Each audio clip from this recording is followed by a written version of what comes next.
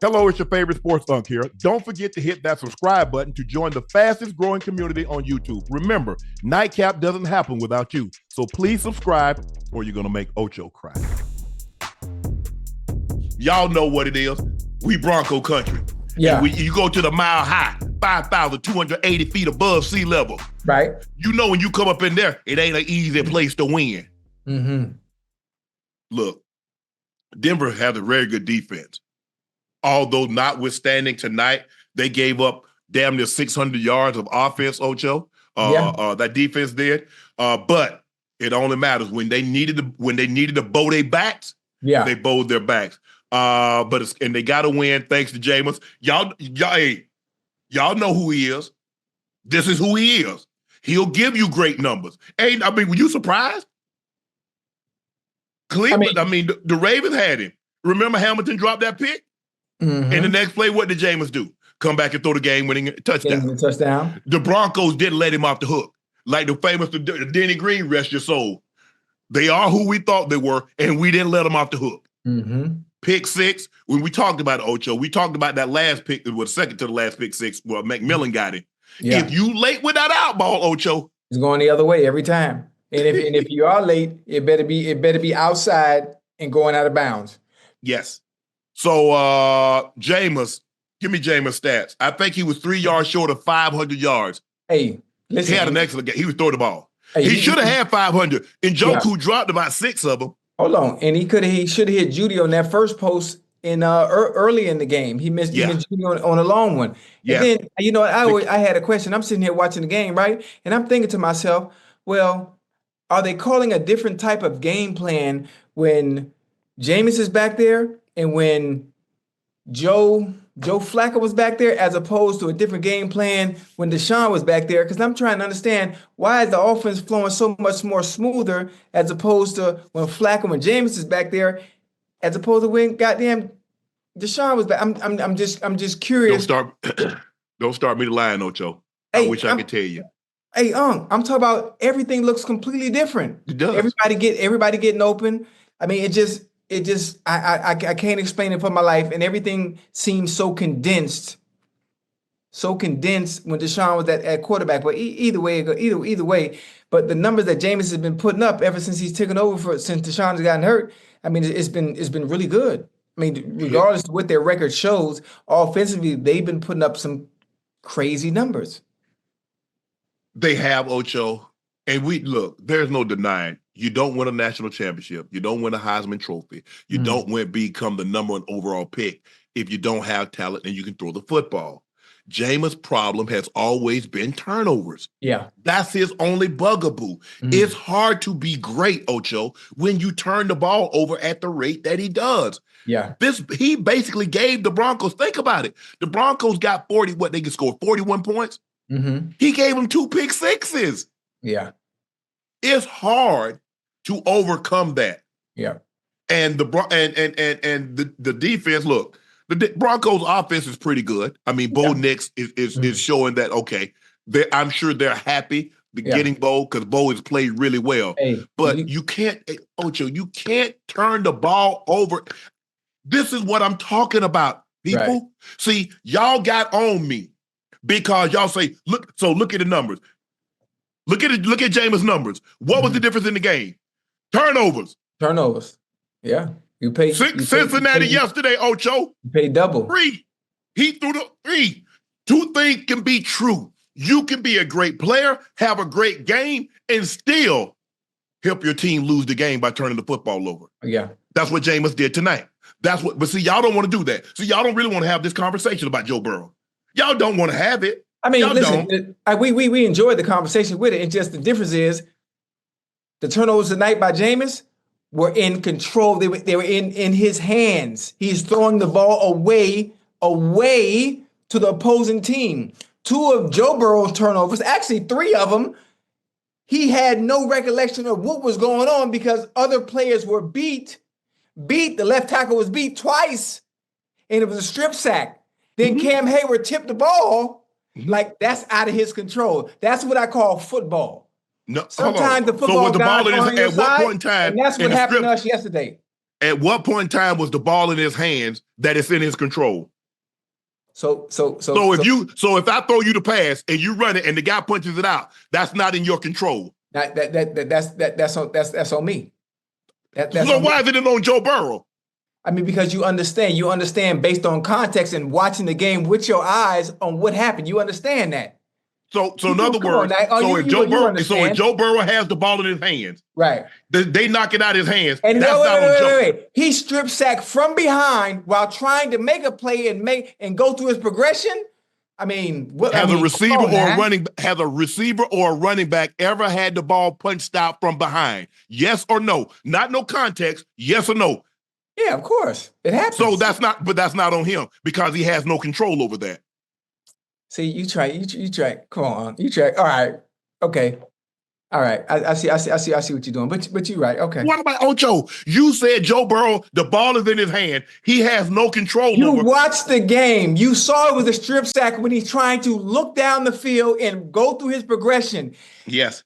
TJ Watt knocks the ball out. There's nothing Joe can do if the left tackle is getting beat soon as the goddamn Hold on to the ball. Huh?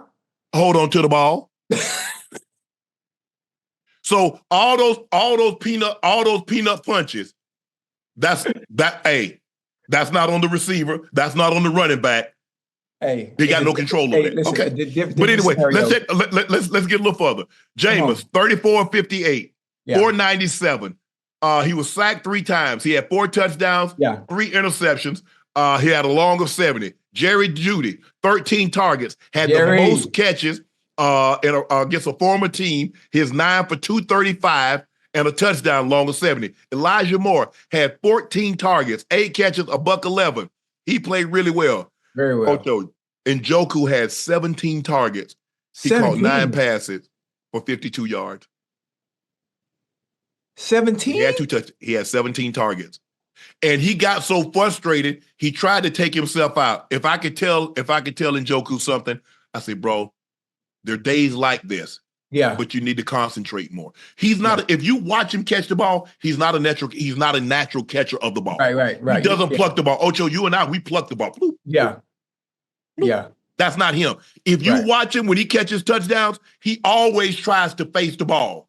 If you notice when you throw it, he don't want to catch it like here. He want to do it like this. He wants to do it like this. Yeah, it's comfortable. If you watch him, don't look at his touchdowns. He normally is on his back. Go watch that 2-point conversion he got a couple of weeks ago. It was the same catch that he had. He doesn't like to catch the ball at an angle. Right. He likes to face the ball.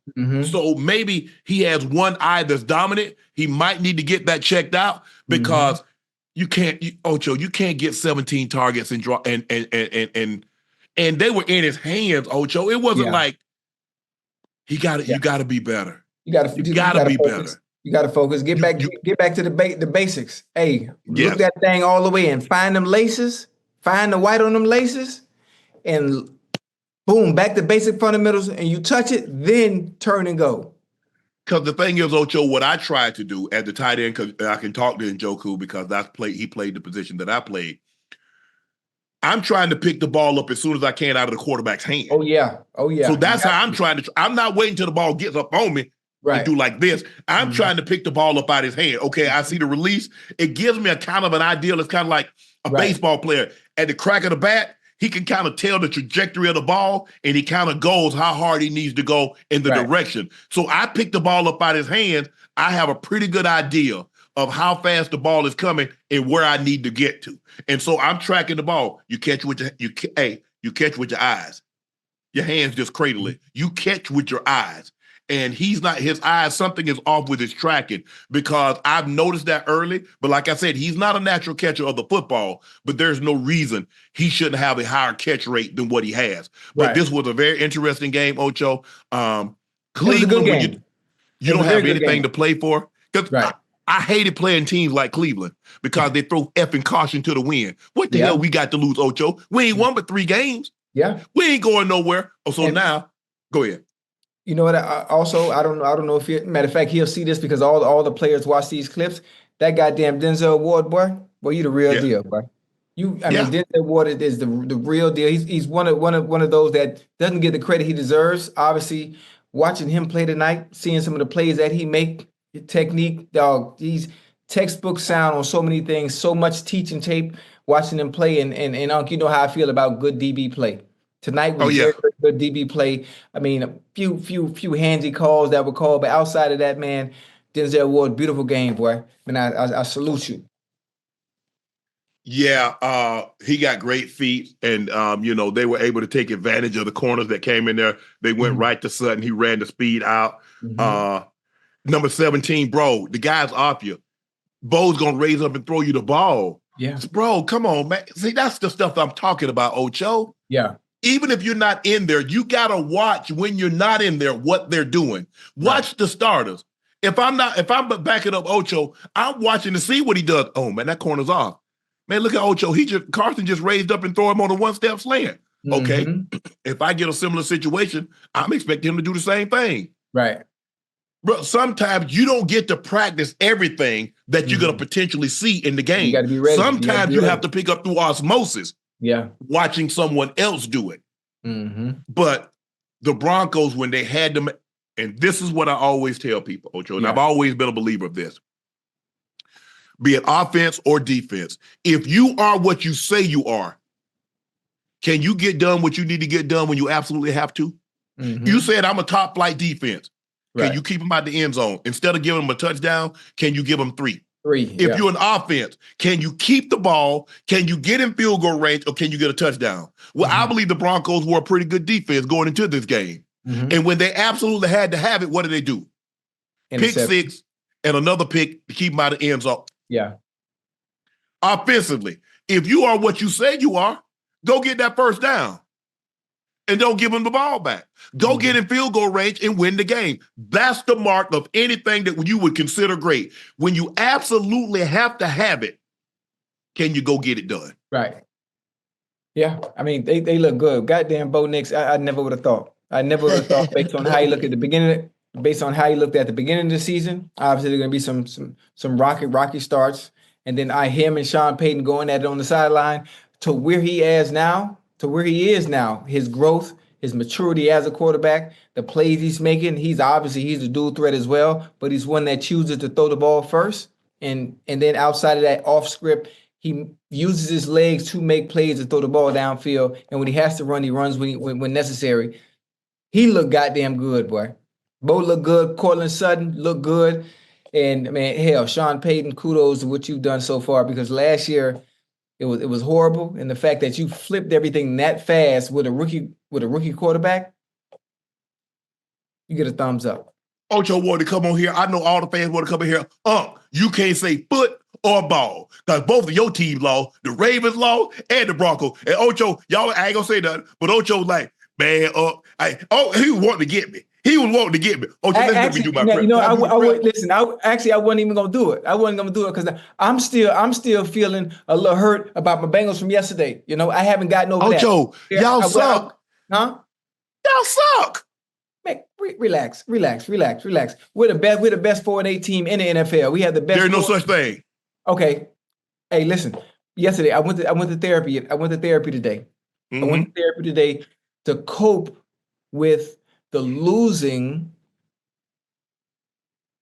throughout the entirety of the season, because I've been betting on us. I'm not using logic. I'm betting with my heart, and that's what's wrong with me. I'm leading with the wrong thing. I'm not using common sense. I'm using delusion, and I like it. It's hurting. It's hurting. I'm gonna get over it. It ain't hurting me. I feel good. Of course it ain't hurting you, because you're not a Bengal fan. Whoa, time out. I feel insulted. No, I'm not. How you feel insulted? You just happy your team won. Don't worry about it. You will be home. You'll be home before the end of December. I tell you what y'all do. I got a travel agency. Tell the guys to hit me up. I got great deals. Cabo, Jamaica. Where y'all want to go? Y'all ain't going nowhere. Cancun, Puerto Vallarta, Tulum. Well, listen, if you got a good travel agent, make sure you do me a favor. Make sure you let the Broncos players know they're gonna be right with us about 2 weeks after the season over too. Maybe a week if that. Whoa. We're gonna be in the same place. We're gonna be in the same club, drinking the same drinks, listen to the same. I was told that the road to the AFC goes through Cincinnati. The playoffs not going to even go through Cincinnati. Wait a minute. The AFC North doesn't even go through Cincinnati. Wait a minute. Y'all talking. Y'all over there bumping them gums. Talking your ass off. Wait a minute. This just happened to be an off year. This happened to be an off year for us. We will be back on track next year. You ever rode Amtrak? Yes. And sometimes Amtrak, it jumped the rail sometime. We jumped the rail. We jumped the rails this year. That's all. You jumped the rail. Next year, we'll get back on track. Y'all said that last year. We didn't say that last year. Yeah, you did. Who said it? Because I didn't say it. You did. Me? And we get a slow. I don't know why my Bengals get off to the slow start, bro. Y'all won 3 games. So if you got off to a slow start, what the hell happened in October, November? September. Y'all got off to a slow start. You only won 1 game in September. Well, hell, you only got 3 wins since then. So what happened in October and November? I didn't say that. I mean, speaking of this year, I mean, historically, our defense is bad. It's very bad. It's very bad. And then I don't even know how you fix that. I don't know what you have to do to fix that. Offensively, again, like you said, Joe Burrow has to play like effing Superman to overcome how bad our defense is. So yesterday, the turnovers, it hurts, even though to me, like I understand your point of view, it's him fumbling the ball, but there's situations that are out of his control and there's nothing he can do. The ball's in his hands, it's in his control. Okay, I know. So let me ask you a question. I'm not gonna argue with you. I ain't gonna argue with you. If you driving the car and you running something, it's like, hey, Unc, it's out of my control. You driving the car though, Ocho. He got the ball. Hold on. Hey, I'm glad you just said that. If I'm driving the car, right, and you riding with me, and it's somebody else and somebody hit us from behind, is that my fault? Did you stop? If somebody hit us from behind, did you stop abruptly? Did you stop abruptly? No, I did not. Okay, no. Okay, thank you. See, same thing. Same concept. But see, but you type of guy that, hey, Unc, it was raining and my car slid. You're driving too fast for conditions. You see, that's in your control. Slow your ass down. That's why you call hydroplaning. I don't even like that. I don't like that hypothetical because when it's raining, my black ass is in the house. So you've never driven in the rain? Nah, never. No, I promise you. For one, I'm not getting my hair wet being outside because of the humidity in Miami. So I don't have time for that.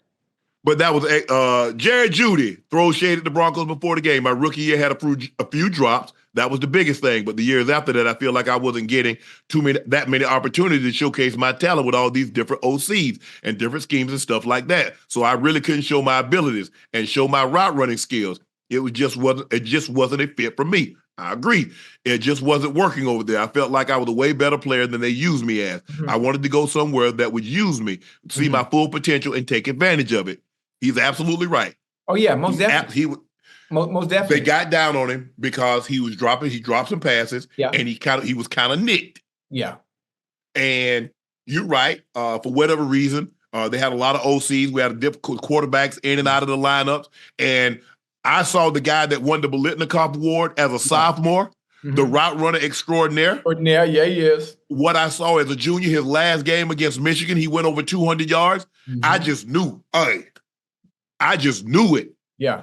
But for whatever reason, it didn't work. And that's okay. Mm-hmm. Sometimes, Ocho, you get into a relationship, it doesn't work with her. It doesn't work with him. Mm-hmm. You get this new gal. You get this new guy. Yes, sir. And it's harmony. Yeah. That's not a knock on nobody. It just didn't work. And that's okay. Stop trying to figure out why it didn't. Mm-hmm. But look how good it is now. He's somewhere. They believe in him. They gave him an extension. They're getting him the ball. He's showing his ability. He's great after the catch. He has tremendous route running skills. Oh, he can stop on a dime. He's twitchy. Oh, yeah. Bro.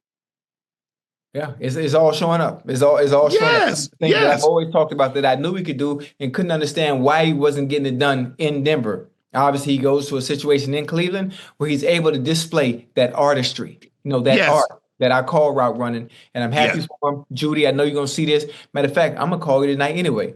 I'm calling every goddamn body tonight. Enjoy yourself, man. Keep it. Call them Bengals and tell them to win a game. One after another. Keep stacking them one after another. Consistency. Stacking what?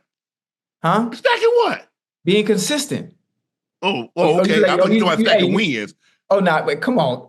You ain't got to I do thought you were talking like that. wins. Yeah, I ain't talking about win, but just stacking them consistently from a personal standpoint as a receiver. And they get that once you get that confidence up, boy, it's a wrap, boy. Put Cleveland and Cincinnati record together, y'all still out of the playoff. Put them together. Hey, that's not bad. The state of Ohio is. Boy, y'all had a rough one. Ohio State got kicked at home. Cincinnati got kicked at home. And boy, look here. Boy, look at him. Boy, hey, Ohio ain't doing well right now.